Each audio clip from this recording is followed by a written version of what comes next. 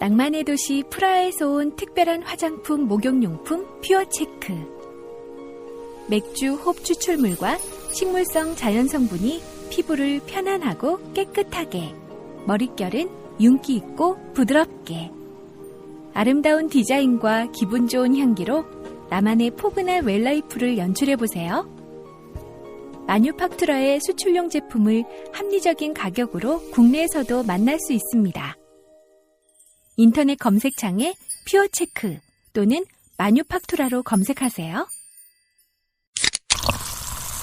시원해. 역시 산 정상에선 탄산이지. 아니, 내 건 김도 다 빠지고 미지근한데 니 캔은 왜 이렇게 시원하고 톡 쏘는 거야?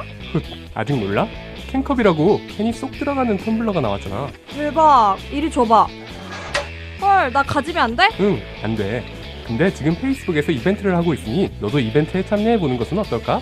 추첨을 통해 20명에게 3만원 상당의 캔컵을 무료로 준댕.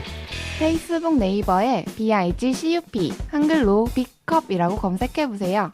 킵앤조이 빅컵.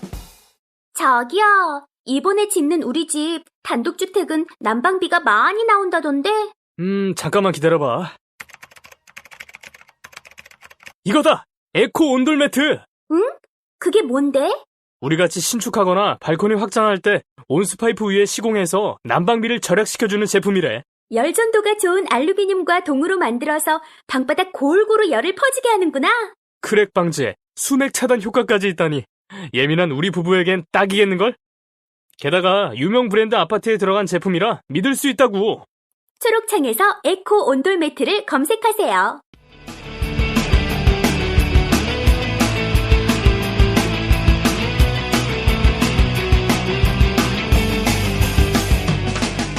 살면서 누구나 한 번쯤은 궁금해하지만 아무도 정확히 알려주지 않는 주제들을 선정해서 얕게 한번 파보겠습니다. 지적 대화를 위한 넓고 얕은 지식, 줄여서 지대너볕 78회 지대북 지금 시작합니다.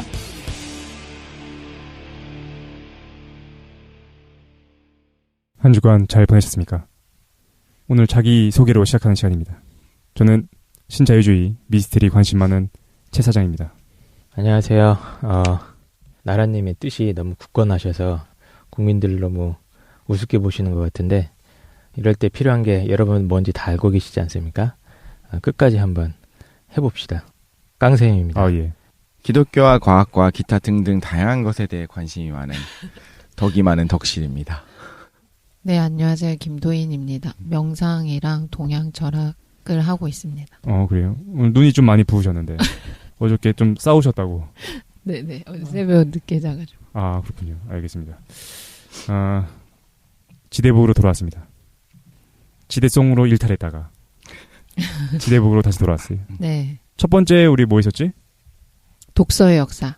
독서의 역사. 네. 깡선생 해주셨고, 두 번째로는 초병렬 독서법 김도인 해주셨고, 세 번째로는 기생충 제국 덕실이가 해줬는데 너희가 준비할 수 있는 게 겨우 이 정도냐 그런 생각이 들었습니다.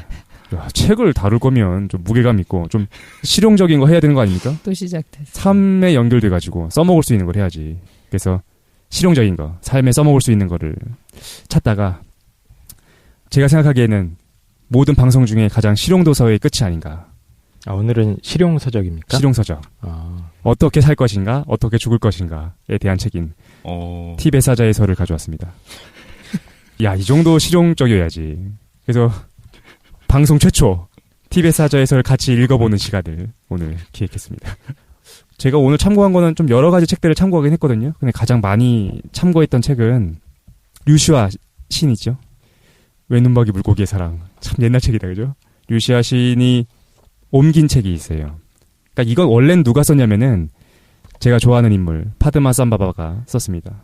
파드마 삼바바가 8세기에 썼고 이걸 번역을 해요. 나중에 20세기 초가 되면 영국인 종교학자이면서 민속학자였던 에반스 웬츠가 실제로 티베트인인 카지 다우에 삼둡 라마 카지 다우에 삼둡과 함께 이거 번역합니다. 이름 네가 만든 거 아니지? 아니야. 더 이상한 이름 많이 나오니까. 어쨌든 그래서 지은이는 파드마 삼바바고 나중에 20세기가 되면 서구인들이 이걸 영어로 번역했고 이 번역된 것을 이제 류시아 시인이 한국어로 옮긴 책이 되겠습니다. 1회 때 내가 티벳 사자에서에 대해서 진짜 짧게 얘기했어요. 대충 이런 내용이다. 그리고 한 번 다뤄준다고 했었거든. 그게 바로 오늘입니다. 1년 6개월 만에 정식으로 다루게 될 텐데. 이 책 궁금해서 지금 훑어보고 있었는데 목차 장난. 아무 생각 없이 딱 핀 부분에 뭐가 나오냐면 프로이트의 정신분석은 그 본질에 있어서 티벳 사자에서의 가장 낮은 단계인 시드파 바르도의 경험을 결코 넘어서지 못한다. 맞아요. 누가 쓴 거냐면 칼 융이 쓴 건데 칼 융 얘기도 잠깐 할 거예요. 그러니까 대단한데요, 이 책? 한국 사람들만 이걸 잘 모르지 서구에서는 너무 유명한 책인 거야. 동양 거라서 그러지 않을까요? 서구에서는 동양의 신비로 느껴지는 거고 이게. 그럴 수도 있는데 책을 막상 읽어보면 저는 개인적으로 이걸 사실이라고 믿거든요. 네. 읽어보면 사실이라고 믿을 수밖에 없어. 근데 서구 심리학에 굉장히 큰 영향을 미치는 거야, 사실이. 어쨌든 그래서 오늘 티벳 사자의 설을 한번 준비했어요. 얘기하기 전에 먼저 토론으로 시작해보도록 합시다. 어떻게 될까요, 죽은 다음엔? 죽은 다음에 우리는 어떻게 될 거라고 생각하십니까? 우리 스테파노부터 한번 얘기 한번 들어보죠. 스테파노 얘기해주세요. 죽은 다음에 뭐가 있습니까?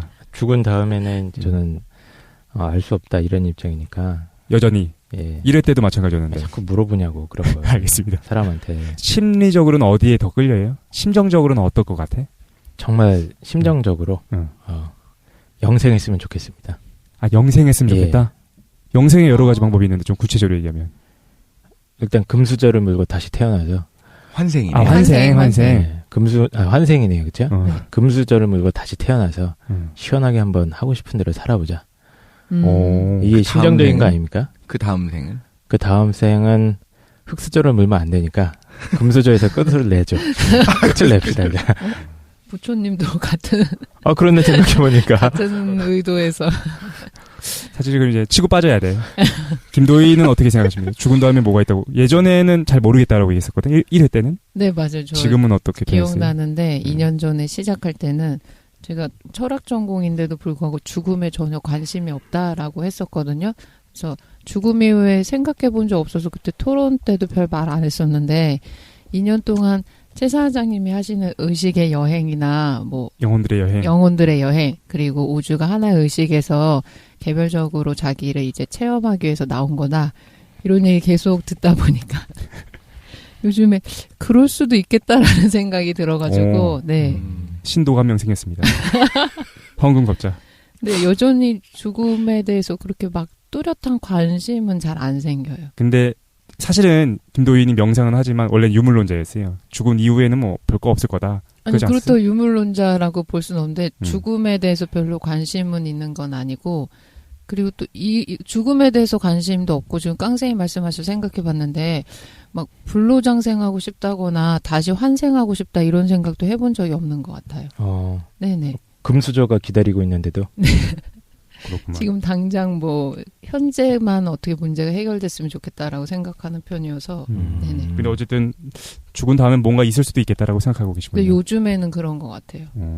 독실이는 뭐 당연히 있다고 믿지. 있다고 믿습니다. 네. 믿음의 영역이니까. 어떤 모습일 것 같아요? 그거는 정말 모르겠어요. 그거에 대한 디테일한 내용을 이야기하기 시작하면 그게 이제 사실 위험한 거죠. 그래도 만약에 천국에 딱 갔는데 천국이 어떤 모습이었으면 좋겠어요?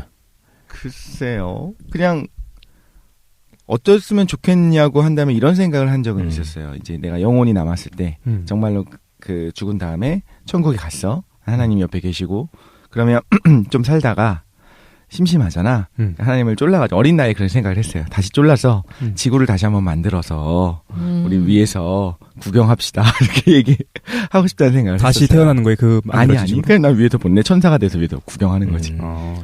우리가 너무 얘기를 안 하고 있는데 죽음 다음에 무엇이 올 것인가.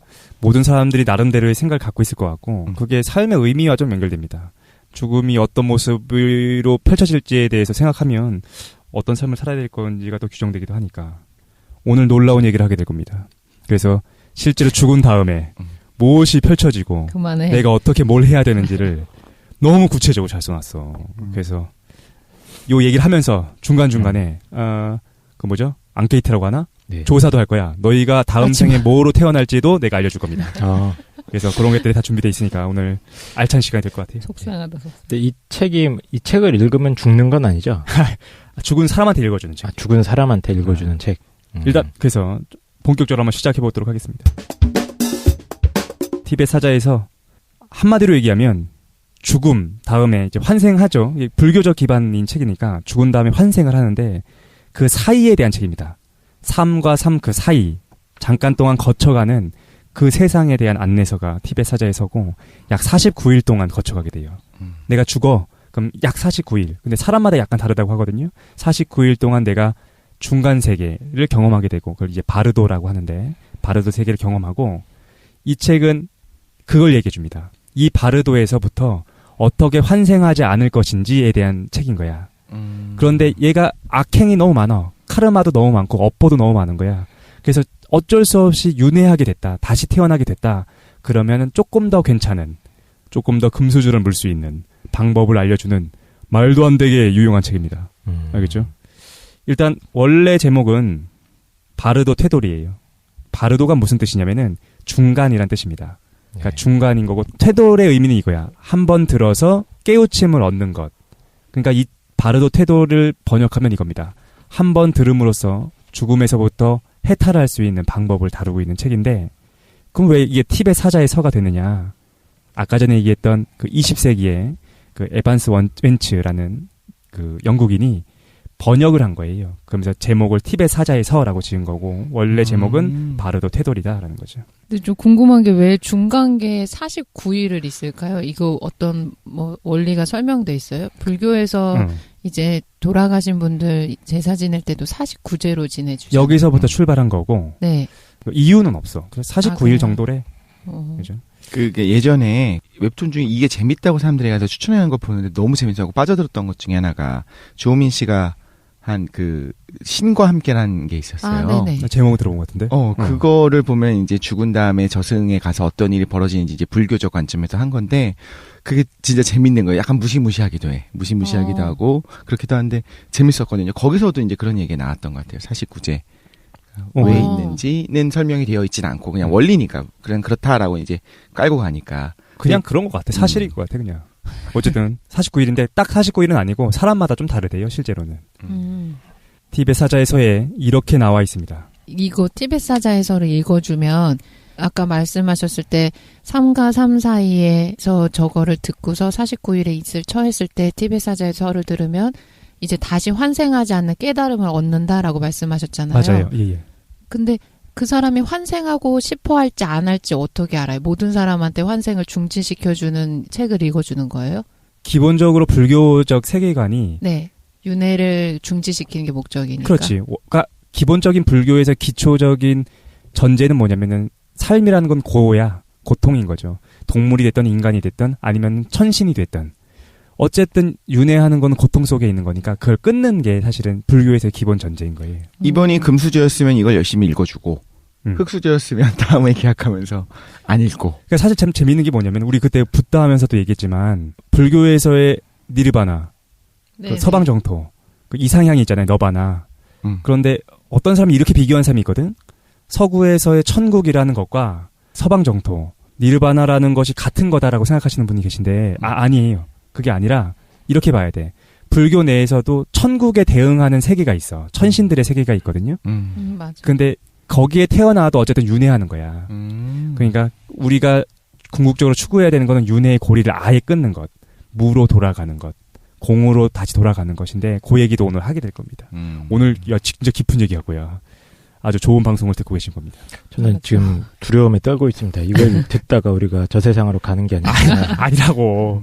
어쨌든 알겠습니다. 근데 이거를 누가 들어요? 이걸 어디서 읽어요? 아니, 죽은 사람들한테 읽어주는 책이라니까. 그러니까 그 시체 앞에서 읽는 거예요. 그치. 그것도 좀 이따 설명할 텐데 먼저 잠깐 얘기하면 우리가 시체 역할을 하는 겁니다 지금. 죽을 때가 되면 티벳 사람들은 지금도 하고 있거든요. 그 임종 직전에? 임종 직전에. 임종하려고 하는 그 순간부터 읽어주기 시작해요. 그래서 49일 동안 읽어주는 책인 거야. 49일 동안 읽어주는 똑같은 거예요? 내용을. 그래서 책에는 뭐라 되어 있냐면은 7번 혹은 3번을 읽어줘야 된다라고 되어 있거든요. 네, 그게 내용이 길지 않아. 그래서 그걸 반복해서 읽어줘서 계속 깨달음을 통해서 탈출할 수 있게끔 해줍니다. 근데 재밌는 게 뭐냐면은 결론으로 가면 갈수록 끔찍해지는 거야. 무슨 말이냐면은 해탈할 수 있는 가장 중요한 순간은 죽는 그 순간이야. 으악! 내가 죽었어. 그 순간에 해탈할 수 있는 기회가 가장 커. 그리고 점점 하루하루가 지나면 지날수록 점점 힘들어져요. 그러니까 49일 때까지 해탈하지 못했다. 그러면 어쩔 수 없이 그냥 환생해야 되는 거야. 그러니까 이 책은 끊임없이 계속해서 해탈할 수 있는 찬스를 만들어줘요. 지금이야. 근데 결국 나중에 이제 49일쯤 되는데 얘가 해탈하지 못했다. 그럼 아유 안 되겠다. 그러면 좋은 데에서 환생하는 방법 알려줄게.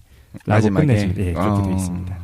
신기하지? 재밌네 이거. 특이해요. 재밌네. 책에 이런 내용이 나와 있습니다. 책이 아예 뭐라고 돼 있냐면 이렇게 돼 있어.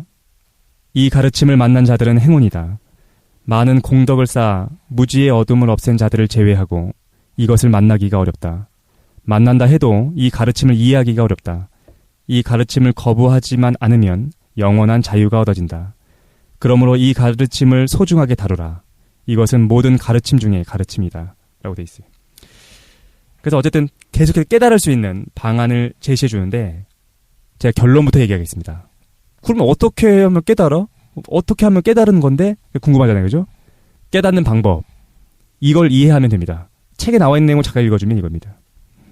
그대 마음에 텅 빈 충만이 곧 불성임을 인식하고 그리고 동시에 그것이 그대 자신의 생각임을 안다면 그대는 성스러운 붓다의 경지에 머물게 될 것이다. 말이 어렵지? 아주 쉽게 얘기할게. 아주 쉽게 한마디로 후려쳐서 얘기하면 이겁니다. 뭘 알면 깨닫는 거냐? 세상이 공이었다. 내 눈앞에 펼쳐져 있는 것이 모두 환상이고 더 나아가서 내 삶이라는 것, 나라는 것도 환상이었고 모든 것이 아무것도 아니었음을 깨닫는 것. 그것이 해탈할 수 있는 방법이다. 홀로그램 우주론이군요. 바로 그겁니다. 홀로그램일 뿐이다. 근데 이게 아까 전에 잠깐 얘기했는데 칼 융이 이 책을 처음 접한 다음에 깜놀해요. 진짜 너무 놀라는 거야. 그래가지고 자기가 아무도 안 시켰는데 장문의 해설서를 붙입니다. 제가 아까 얘기했던 그 루시아 시인이 옮긴 그 책에 융이 해설했던 내용들이 담겨져 있거든요. 근데 뭐 다 읽어주지 않고 칼 융이 했던 얘기 중에 좀 인상적인 게 있어. 잘 들어야 됩니다. 칼 융이 뭐라고 얘기하냐면 이렇게 얘기합니다. 티벳 사자에서는 그것에 대해서 어떤 해설을 쓰더라도 닫힌 책으로 시작해서 닫힌 책으로 남는다. 왜냐하면 그것은 다만 영적인 이해력을 가진 사람에게만 열리는 책이기 때문이다. 무슨 말이냐면은 아무리 티벳 사자에서를 한 페이지 읽고 두 페이지 읽고 끝까지 다 읽었어. 하지만 그거는 열어서 읽은 것이 아니라 닫힌 책이라는 거야. 아무리 이걸 읽어도 그 안으로 들어갈 수가 없어. 어떤 사람만 이 내용을 읽었을 때 안으로 들어갈 수 있는가? 영적인 이해력을 가진 사람만 들어갈 수 있다. 그래서 알려드릴게요. 어떻게 하면 이 닫힌 책을 꿰뚫고 안으로 들어갈 수 있는가에 대한 얘기를 오늘 얘기하려고 하는데 점점 분위기가 무거워지고 있네. 아주 잘 되고 있습니다. 임종할 것 같습니다. 그렇군요. 네. 알겠습니다. 근데 이게 사실 조금 있다가 우리가 토론할 내용이 있어. 내가 맨날 하는 얘기 있지 않습니까? 그 의식과 빛에 대한 문제를 티벳 사자에서 굉장히 강하게 다루고 있기 때문에 그 얘기도 나중에 하게 될 텐데 빨리 넘어가도록 하죠. 개요부터 보겠습니다. 이 책의 개요. 바드마 삼바바가 쓴 티벳 불교의 경전입니다. 4, 5세기 여행 가이드북, 해탈 및 환생 요령에 대한 친절한 해설서죠. 49일 동안 중음계라고 해, 중간계라고도 하고 바르도죠. 49일 동안 바르도를 떠도는 의식을 위해서 시체 옆에서 49일간 3번에서 7번 읽어주면 되는 책입니다. 8세기에 써있어. 8세기에 파드마 삼바바가 티벳 산중에서 썼는데 그때 108개의 경전을 쓰고 그때 잠깐 얘기했지만 그걸 동굴 속에 다 숨겨놓습니다. 바위 및 동굴 속 숨겨놓고 예언을 하죠. 600년 후에 제자들이 나타나서 그것들을 하나씩 때가 되면 찾아내게 될 거다라고 했던 건데 재밌는 건 뭐냐면은 8세기에 쓰고서 숨겼잖아요. 근데 실제로 9세기가 되면 어떤 일이 발생하냐면은 불교에 대한 탄압이 시작됩니다. 그래서 모든 경전이 다 불태워져. 그러니까 아마 파드마 삼바바가 그걸 이미 알고 지금이 때가 아니다라고 해서 숨겼던 것 같아. 어쨌든 14세기 정확히 600년이 지나서 발견됩니다. 그리고 나서 티벳 사람들 사이에서는 읽혀지고 있다가 서구 사람들은 몰랐죠. 그러다가 또 시간이 많이 지나가지고 20세기가 되면 서구에 전파되는 책이 됩니다. 세상에 알려졌던 계기는 아까 얘기했죠. 영국 옥스퍼드 대학의 종교학자이면서 민속학자였던 에반스 웬치가 티벳의 승려였던 라마카지 나와삼두과 함께 영역을 했습니다. 영어로 번역한 거죠. 그래가지고 처음엔 안 팔리는 책일 줄 알았어. 그래서 서구 사회에 출판했는데 옥스퍼드 출판사에도 출판했거든요. 빵 터집니다. 서구 사람들이 깜놀한 거야. 야, 이런 게 있었구나. 그리고 아까 전에 얘기했던 것처럼 융 같은 사람들이 심리학에 굉장히 많이 적용하게 돼요. 융은 이걸 사실로 받아들이거든. 근데 어쨌든 그래서 융이 이렇게 얘기하죠. 가장 차원 높은 정신과학이다 라고 극찬하기도 했습니다. 티베트 사자에서를 대하는 두 종류의 사람이 있는 것 같아요. 첫 번째, 그냥 하나의 종교적 경전이다, 상징물이다 라고 생각하는 사람 당연히 있겠죠. 이 책의 가르침은 진짜 죽음 이후에 대해서 얘기하는 것이 아니라 그냥 죽음에 대해서 우리가 알고 삶에 대해서 이해하자, 삶에 대한 책이다, 그냥 재미있게 쓰여진 책이다라고 이제 문학적으로 접근하는 사람들이 있고, 두 번째 사람들은 보편적인 진실로 받아들이는 거죠. 레알 죽음 뒤에, 진짜 죽은 다음에 세계가 이렇게 펼쳐질 거다. 그리고 이 방송이 끝나면 우리가 두 번째가 사실이었음을 알게 될 겁니다. 이게 진짜야. 진짜인 것 같아. 결론도 얘기했죠. 아까 결론. 어떻게 하면 해탈하는가?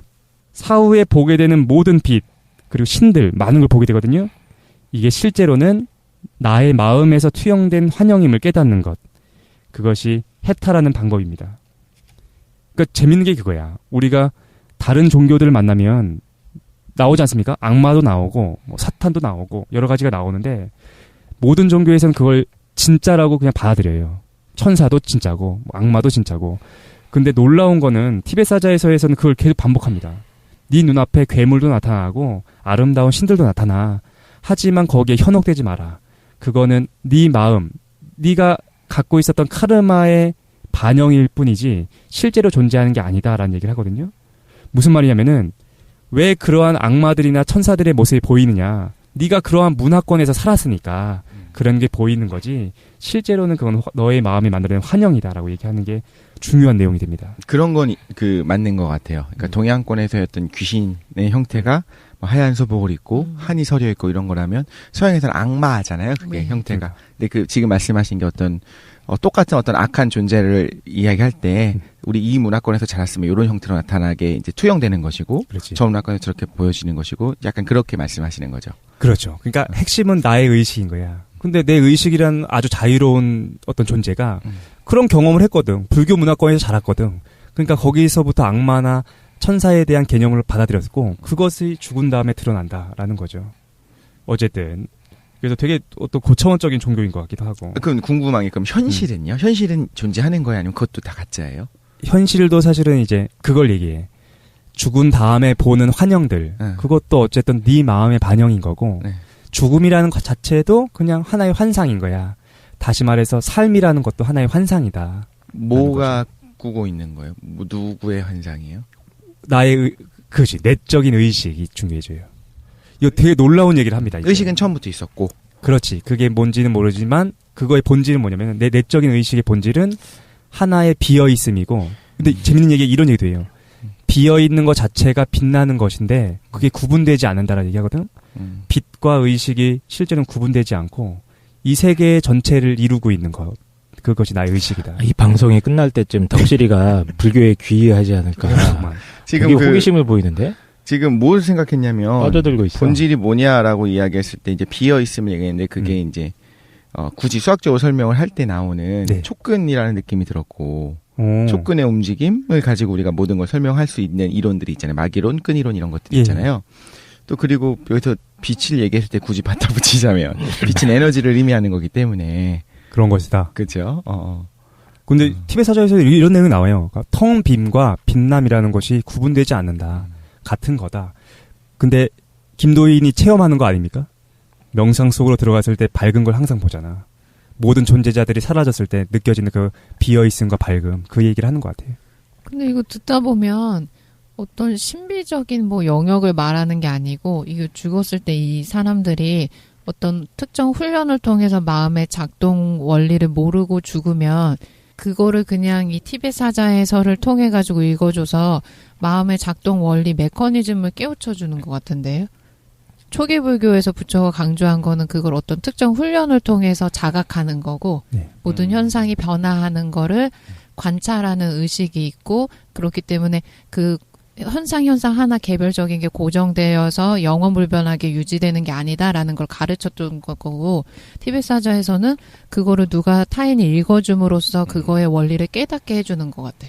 그 다음에 두 번째로 어떤 텅 비어 있음이랑 빛이랑 연관시키는데 저는 이게 뭔가 신비로운 게 아니고 빛이라는 거는 누구나 어떤 특정 훈련을 하면 볼 수 있는 거거든요. 그러니까, 시각이 될 수 있고 청각이 될 수 있고 이런 경험 정보들이 일정 시간 동안 차단되면 모든 사람들이 빛을 볼 수 있다고 생각하거든요. 네네. 그래서 뭐 특정 신비로운 게 아니고 외부 정보가 차단되면 뭐만 있을 거냐면 외부 정보를 자각하는 의식적인 능력만 있는데 그치. 사람이 그 상태를 어떻게 아냐면 외부 정보가 있다가 사라져야지만 알 수 있어요. 그러니까 의식적인 능력 자체는 그것 자체로는 자각할 수가 없어요. 맞아요. 그러니까 의식할 수 있는 대상이 있어야지 내가 의식 능력이 있다라는 거를 자각할 수 있는 거고 앞에서 관찰하는 시각이나 청각적인 자료가 사라지게 되면 대상이 없기 때문에 나는 의식 능력이 있어, 빛이 있어 이렇게 자각할 수는 없는 거예요. 일단 요 얘기가 사실 중요한 얘기가 될 텐데 지금 이걸 토론을 시작하면 티벳 사자에서를 못 읽고 끝날 수도 있으니까 요 토론 의식의 문제, 텅 빔의 문제, 빛의 문제가 어떻게 연결돼 있고 그걸 어떻게 해석할 수 있는지는 요 얘기가 끝난 다음에 같이 해보도록 합시다. 티벳 사자에서의 결론은 그거였습니다. 마음에서 투영된 모든 것이 환상이다 라는 거였죠. 그리고 세계는 공이고 내가 창조하는 것이다. 이게 사실 결론인데 일단 뭐 티벳 사자에서는 우리한테 자꾸만 얘기해줍니다. 모든 진리 그런 것들을 빨리 깨달아라.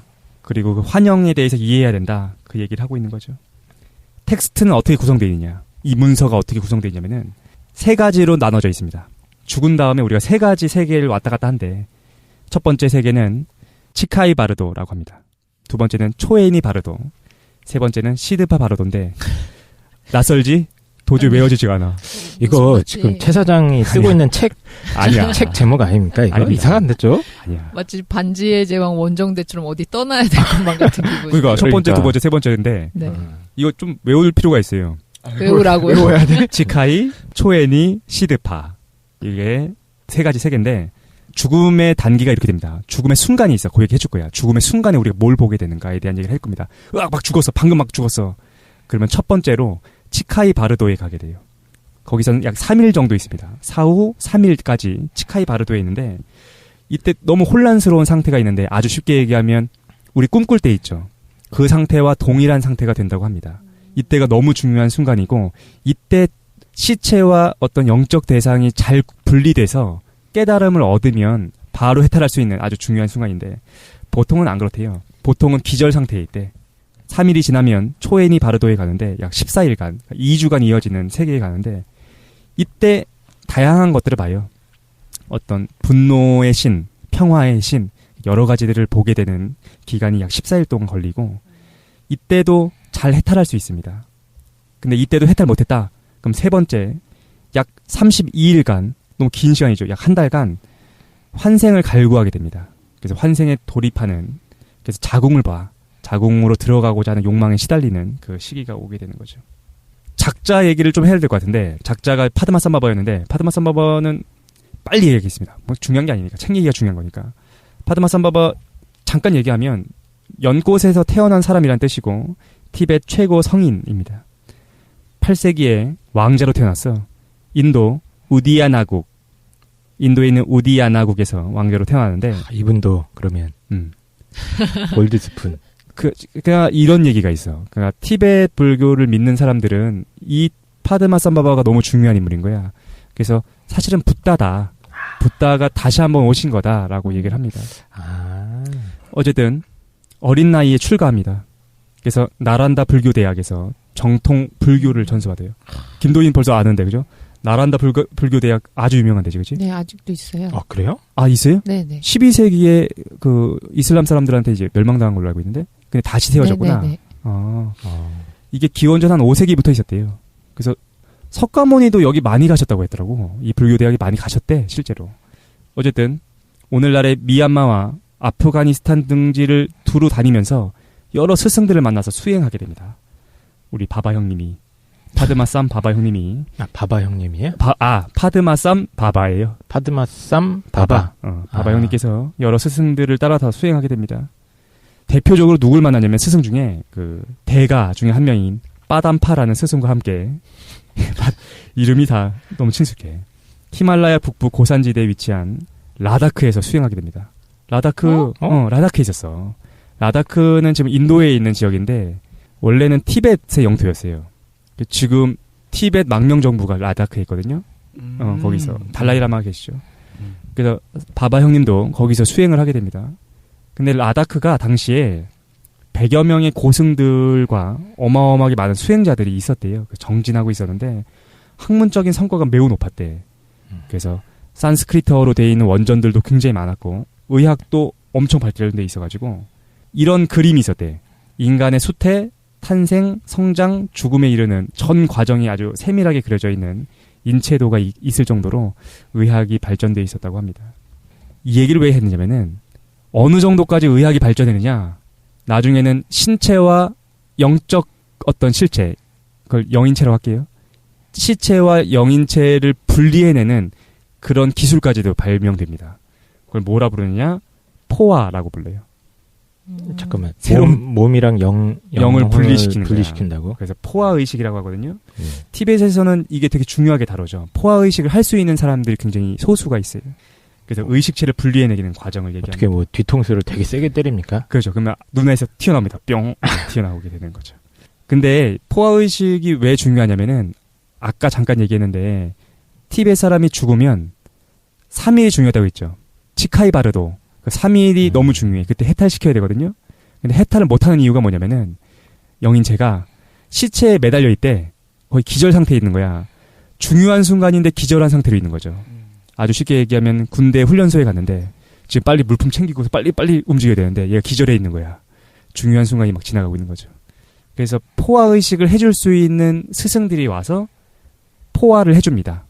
시체로부터 영인체를 딱 분리시켜줘가지고 얘가 3일 동안 해탈할 수 있게끔 도와줘. 이해가죠?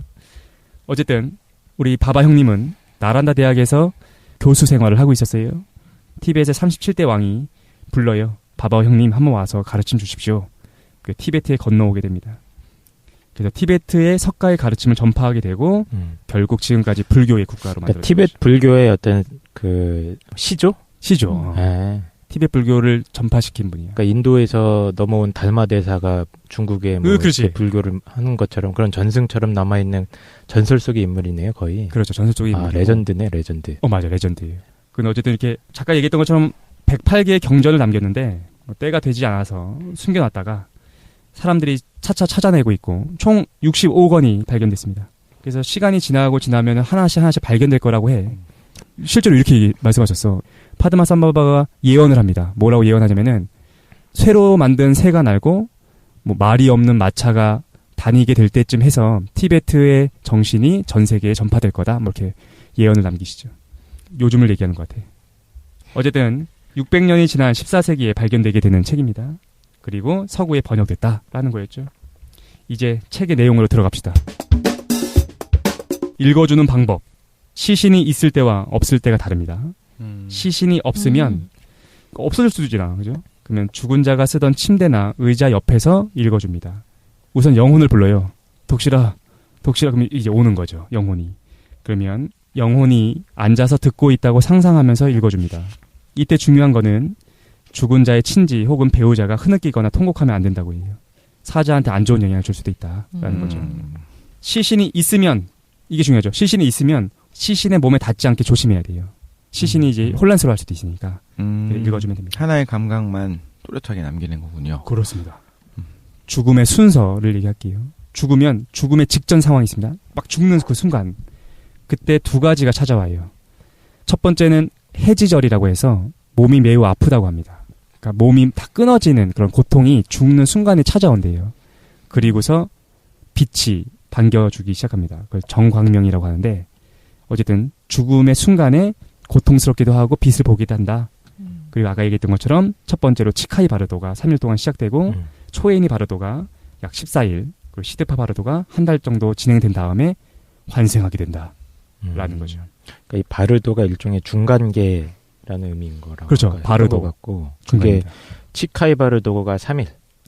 네, 3박 4일 그 합숙 훈련 딱 하고. 그렇지. 그리고 초에니 바르도에서 14일 동안 뭔가 또 뭐 어떤 기간을 지나고 나서 전문 교육 받는 거죠. 예, 시드파 바르도에서 예. 그게 마지막 한 달 동안이나 계속되나요? 그렇습니다. 전역할 준비를 하는 거죠, 한 달 동안. 오케이. 그래서 그 순간순간마다 사자를 인도하는 과정들이 펼쳐지게 됩니다. 점점 엄숙해지고 있어, 분위기가. 예, 저희도 한 초이니 바르도까지는 온 것 같아요, 이미. 알겠습니다. 이미 왔어. 빨리 왔구만. 알겠습니다. 1부 시작하죠. 치카이 바르도. 바르도체가 탄생하는 순간입니다. 그 세상에서도 어떤 육신을 갖게 되거든요. 근데 우리의 지금 육신과는 달리 어떤 영적인 육신이겠지. 그걸 이제 바르도체라고 부르겠습니다. 그래서 치카이 바르도에서는 바르도체가 탄생하는 과정이 나오는데 죽는 순간 투명한 빛이 첫 번째로 나타납니다.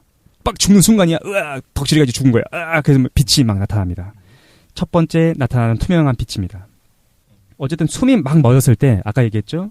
의식체가 성공적으로 분리돼서 나오면 가장 좋다라고 돼 있습니다. 책에. 그러면 해탈할 수 있다. 근데 보통의 의식체들은 기절해 있는 상태로 있다. 몸에 달라붙어 있어서 해탈의 중요한 순간이 그냥 건너간대요. 책에 이렇게 나와 있습니다. 이게 이름을 넣어야 되니까 덕실이로 넣을게요. 아, 고귀하게 태어난 덕실이여. 그대가 존재의 근원으로 돌아가는 길을 찾을 순간이 왔다. 그대의 호흡이 멎으려 하고 있다. 그대는 한때 그대의 영적 스승으로부터 존재의 근원에서 비치는 투명한 빛에 대해서 배웠다. 이제 그대는 사후세계의 첫 번째 단계에서 그 근원의 빛을 체험하려 하고 있다. 그대여, 이 순간의 모든 것은 구름 없는 텅 빈 하늘 같고 아무것도 걸치지 않은 티 없이 맑은 그대의 마음은 중심도 둘레도 없는 투명한 허공과 같다. 이 순간 그대는 그대 자신의 참 나를 알라. 그리고 그 빛 속에 머물러 있으라. 이 순간 나 역시 그대를 인도하리라 라고 처음에 이제 시작하고 있습니다. 아멘. 아멘. 왠지 되게 슬프네요. 듣고 있는데. 왜? 왜요? 그냥 모르겠어요. 그냥 울컥하는 그런 마음이 있는 것 같아요. 경험했던 게 떠오르는 것입니까? 그러니까 일종의 이게 사실은 기도문 같은 거잖아요. 네네. 그럴 수도 각 있어요. 문화권마다 이제 장례식이라던가 임종 절차를 이렇게 일종의 포장하는 그렇지. 의식 같은 것들이 있는데 그때 읽어주는 기도문인데 그 안에 이제 어떤 나름대로의 철학적인 내용들이 담겨 있다는 거죠. 그렇죠. 그렇게 해석할 수도 있고 레알로 해석할 수도 있고 레알이다. 제가 생각할 때는 레알이다. 네, 알겠습니다. 근데 이게 좀 과정이 있어요. 덕실이가 이제 임종하려고 하잖아요. 그러면 보고서 오른쪽으로 돌려 눕힌데 그걸 이제 사자가 누워 있는 자세라고 특유의 자세라고 하거든요. 오른쪽으로 딱 누워 있는 거. 그다음에 목의 오른쪽과 왼쪽에 있는 동맥을 누르고 뭐 이런 것들이 있는데 건너뛰시다. 그게 뭐 중요하지 않으니까. 어쨌든 지금 한번 해보죠. 독실이 눕힌 다음에 조금 더 읽어보도록 하겠습니다. 아, 고귀하게 태어난 덕실이여, 들으라.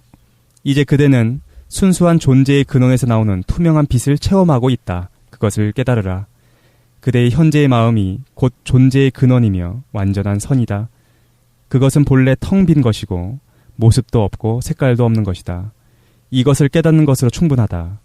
본래 텅 빈 그대 자신의 마음이 곧 붓다임을 깨닫고 그것이 곧 그대 자신의 참된 의식임을 알 때 그대는 붓다의 마음 상태에 머물게 되리라. 빛이 보인다는 거야.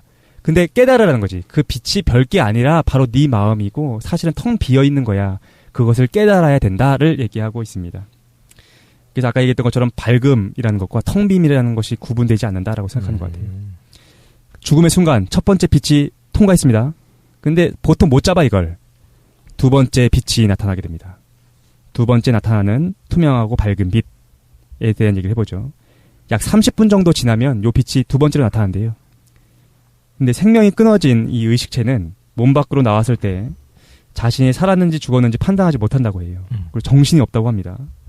왜냐면은 살아있을 때와 마찬가지로 가족들은 계속 볼 수 있는 상태고 이때 스승님이 계시면 포화를 할 수 있는 거예요. 그래서 의식체를 잘 분리시켜주면 좋은데 포화 의식을 해줄 수 있는 스승이 없을 때는 언제 의식체가 정확하게 분리되냐면은 치카이 바르도가 끝났을 때 의식체가 분리된다고 합니다. 그러니까 3, 4일이 지나면 의식체가 자연스럽게 분리돼요. 티벳 승려들이 뭐라고 표현하냐면은 바르도체가 솟아오른다라고 표현한대. 왜 솟아오른다고 표현하냐면은 그 명상 중에서 승려들이 보셨을 때 이렇게 보인대요. 마치 송어가 물속에서 빵 나오는 것처럼 바르도체가 그렇게 튀어나온대. 빵 나온다는 거죠. 어쨌든 우리는 여기서 해탈을 못했습니다. 그러면 3일 후에 두 번째 세상이 찾아오게 되는 거죠. 바로 초엔이 바르도입니다. 두 번째 세상으로 넘어가도록 합시다. 네. 카르마가 만들어낸 환영들이 나타나기 시작합니다. 사자는 지금 어떤 상태냐면은 자신이 수의를 입고 있는 모습을 보고 친구들과 친척들이 애통해하는 소리도 듣고 뭐 그런 상태예요. 재밌는 게 뭐냐면 이런 내용이 나와요.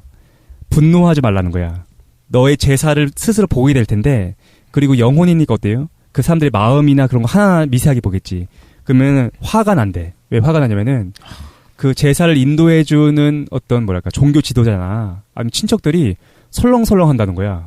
그리고 말도 안 되는 지시를 내리기도 하고 딴 생각하기도 하고 그걸 다 알게 돼가지고 자기 제사를 보고 있으면 완전 화가 난대. 아 죽은 자의 입장에서 내 제사를 본 거야. 제사상을 보고 있으면 화가 난다는 그럴 수 거죠. 있겠네요. 그러면서 얘기합니다. 별로 중요하지 않다. 그러니까 거기에 마음 쓰지 말라라고 티벳 사자에서에서 계속 얘기해 줍니다. 원래 사람들이 그런 거다라는 생각을 가져야 된대. 재밌죠? 그 다음에 이제 실제로 환영들이 나타나기 시작합니다. 조금만 더 읽어볼게요. 아, 고귀하게 태어난 자여. 그대는 세 가지 상태를 경험할 것이다. 죽음의 순간의 사후 세계. 두 번째, 존재의 근원을 체험하는 사후 세계. 세 번째, 환생을 원하는 사후 세계가 그것이다. 방금 얘기했던 치카이, 초에인이 시드파를 얘기하는 거죠. 그대는 이 세 가지 중에서 어제까지 첫 번째 세계였던 죽음의 순간의 사후 세계를 경험했다. 존재의 근원에서 나오는 투명한 빛이 그대에게 나타났으나 그대는 그것을 붙잡을 수 없었다. 아, 고귀하게 태어난 자여. 초에인이 바르도에서 그대에게 어떤 공포와 두려움이 밀려올지라도 그대는 다음에 하는 말을 잊지 말라. 이 말에 담긴 뜻을 마음에 새기고 앞으로 나아가라. 그대는 나를 따라 이렇게 말하라.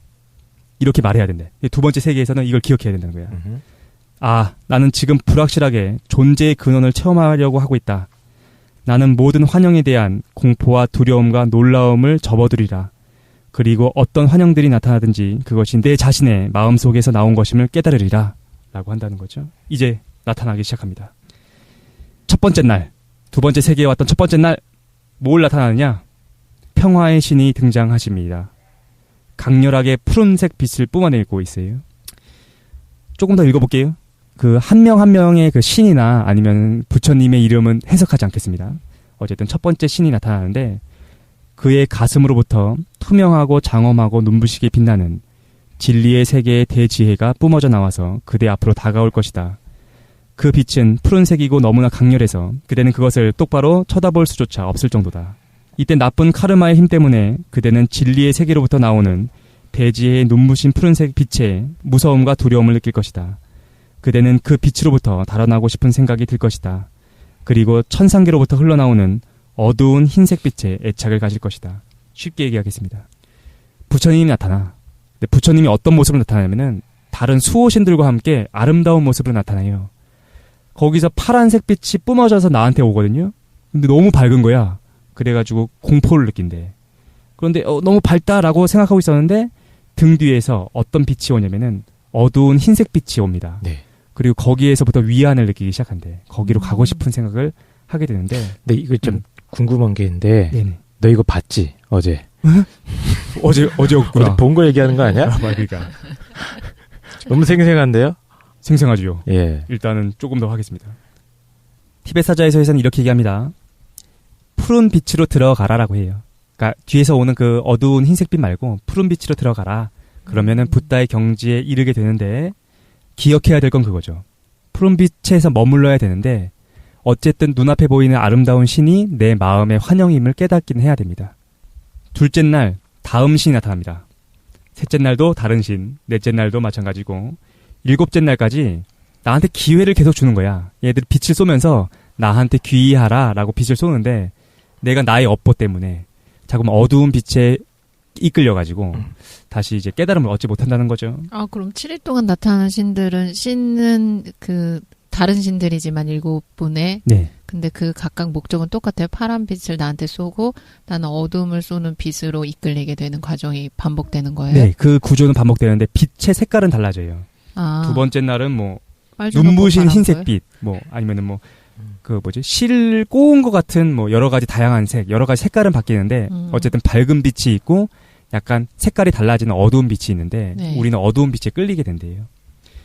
이렇게 일곱째 날까지 지나면 이제 신들이 화가 납니다. 그래서 8째 날부터 14째 날까지 분노의 신들이 찾아오기 시작해요. 동일한 구조를 갖습니다. 근데 분노의 신이 완전 무서워. 화염에 휩싸인 58명의 분노의 신들이 나타나는데 피를 마시고 막 사람들의 머리를 자르고 막 그렇게 한대요. 근데 티벳 사자에서는 뭐라고 얘기하느냐? 놀라지 말라. 이들은 사실 평화의 신들이 모습을 바꿔 나타난 것뿐이다. 그리고 어쨌든 너의 마음의 환영일 뿐 실제로 존재하는 것은 아니다라는 거죠. 잠깐 이 묘사된 걸 보면 그 분노의 신이 이렇게 생겼어. 헤로카 붓다라는 괴물 중에 한 명인데 신이죠. 머리가 셋이며 6개의 손과 떡하고 버틴 4개의 다리를 갖고 있다. 오른쪽 얼굴은 희고 왼쪽 얼굴은 붉으며 가운데 얼굴은 갈색이다. 몸은 빛을 내는 화염을 내뿜고 있고 9개의 눈은 부르뜬 채 무섭게 노려보고 있다. 눈썹은 번개처럼 떨린다.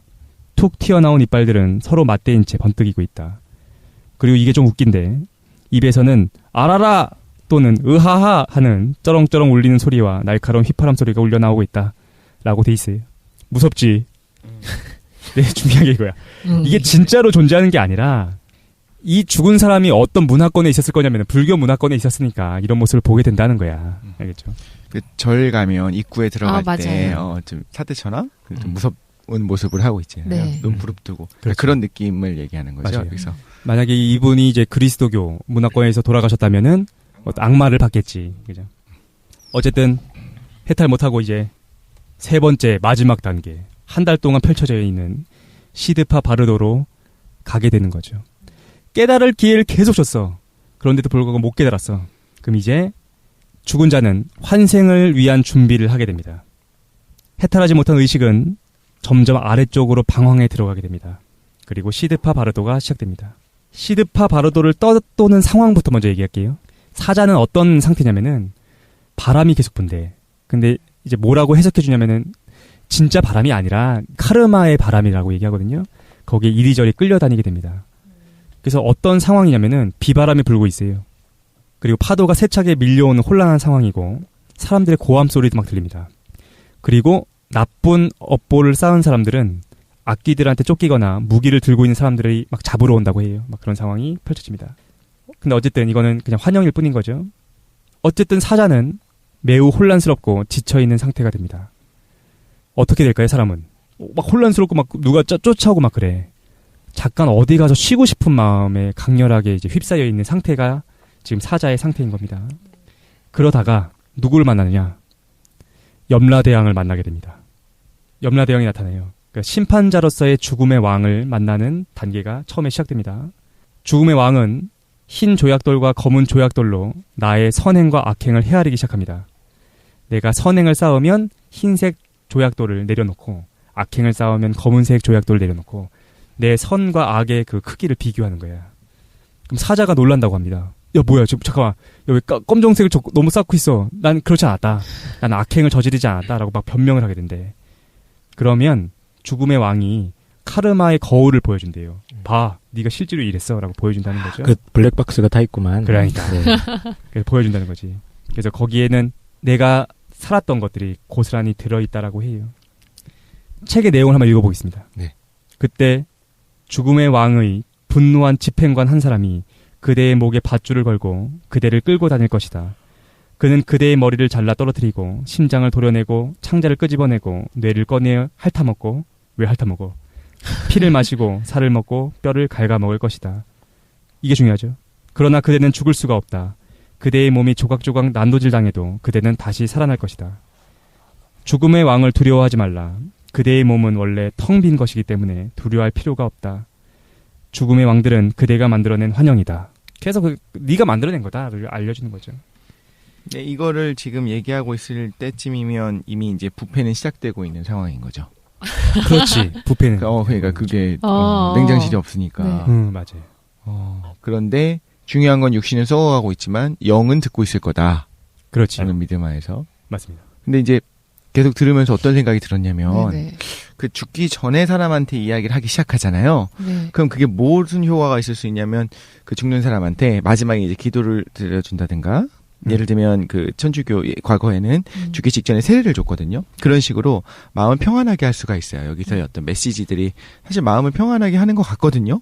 아까 처음에 들을 때 그 김도희님이 들으면서 뭔가 이렇게 울컥했다고 했을 때 저는 반대로 이거를 죽는 순간에 들으면 이 믿음 안에서 살았던 사람 입장에서는 마음이 편해질 것 같다는 생각이 들고 그리고 이제 영이 없다고 가정을 한다면 지금 없다고 생각하는 분들도 많이 있으니까 영혼이 없다고 생각한다면 이미 시신은 썩어가고 있지만 이걸 계속적으로 이야기를 해주는 과정들을 옆에서 이제 사랑하는 사람들 가족들이 본다는 거죠. 그럼 그 사람들한테 굉장한 위로가 되는 거예요. 이 말들이. 이 말들을 이렇게 하게 되고 결국엔 여기서 죽은 사람이 뭔가 볼 수도 있어. 하지만 그것 것들은 환영이야. 그리고 우리가 이걸 함으로써 삶이 고의 연속인데 이걸 끊고 이제 해탈의 경지로 일어날 수 있게 내가 해주고 있다면서 그 49일 동안의 이 의식을 치르면서 일종의 장례 의식이잖아요. 그 남은 사람한테도 굉장히 치유가 될 것 같다는 생각이 들더라고요. 사실 우리가 그렇게 해석해 볼 수 있죠. 이 책은 실제로 레알 죽은 세계를 보여주는 것이 아니라 하나의 또 힐링 서적, 어떤 종교적으로 살아있는 사람들의 심적인 치유를 위한 책이다 이렇게 볼 수도 있을 것 같아요. 사실 어디나 그 제사나 아니면 혹은 우리나라 같은 경우에도 염을 하면서 네. 다 방법이 있잖아요. 네, 이렇게 네. 어떻게 묻고 어떻게 하고 어떻게 싸고 어떻게 씻기고 이런 것들이 다 있고 네. 서양 같은 경우에는 잘 모르겠지만 뭐 이렇게 옛날에는 동전을 이렇게 눈에다가 해갖고 노잣돈을 쓰라고 하고 이런 한 것들이 하나하나의 의식이 있는데 그걸 보면서 이제 주변 사람들이 평안함을 느끼는 거로서도 그러니까 그거로서도 어떤 의미가 일단 있다는 생각이 드는군요. 네. 네, 예전에 그 달라이라마께서 그 인터뷰한 내용을 본 적 있었거든.